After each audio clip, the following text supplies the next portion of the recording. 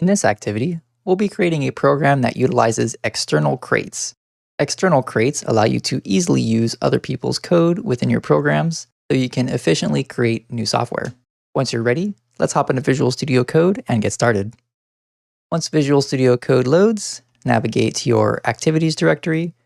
We are on Activity 26, so double-click on A26. Once the activity file loads, review the topic and program requirements. Attempt to implement a solution on your own with the video paused. Once completed, resume the video and I will demonstrate my implementation as well as provide insights to the activity topic. Alright, let's get started. As we can see, this topic is about external crates. Our requirements are to display the current date and time. Our notes indicate that we need to use the chrono crate to work with time. We have an optional note. It states that we can read the documentation section, formatting and parsing, for examples on how to create custom time formats. In my implementation, I am going to print out the default time as well as create a custom time format. The first thing I'll need to do is go grab the chrono crate from crates.io. Here I'm at crates.io. I'm going to search for chrono. Here we have an exact match. Here's all the information needed to use the chrono crate. I'm going to copy the crate information needed. I'll then go back to my editor and we'll add it to the cargo.toml file. We can just paste that in and now we're ready to use the chrono crate.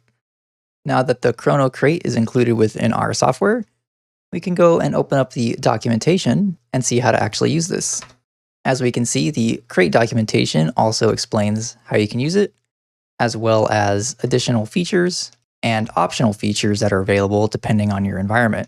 For this activity, we want to work with date and time since that's what we want to display. So this section has all the information we need to create a new date and time and print it out. Here we can see we have example code. So if we input this example code, we should be able to print out the current date and time. I'm going to copy this into my code. We need to make sure that this is within the main function, and we'll use local time. To print out this time, we can just use the print line macro, and we'll see what happens. To run the program, go to Terminal, New Terminal. We are on Activity 26, so you can use cargo run --bin A26. It will then download the crates needed to build the chrono crate, and once that's completed, it will then build your crate and run the program. As we can see, we have the date and time printed out. It also prints out the nanoseconds and our current time zone. To create a custom time format, we'll hop back into the documentation. As we can see, there is a section titled Formatting and Parsing.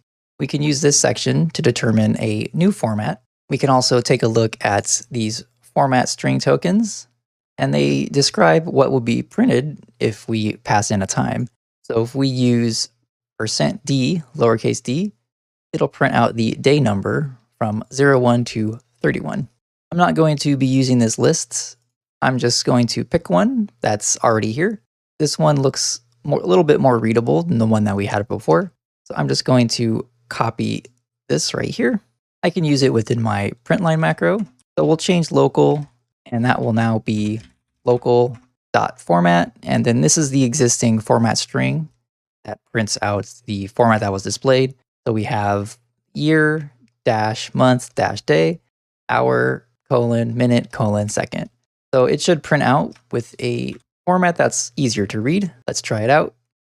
As we can see, we now have a format that's much easier for us to read as humans. There is a voluminous amount of functionality available not only for the chrono crate, but for many of the crates on the crates.io index.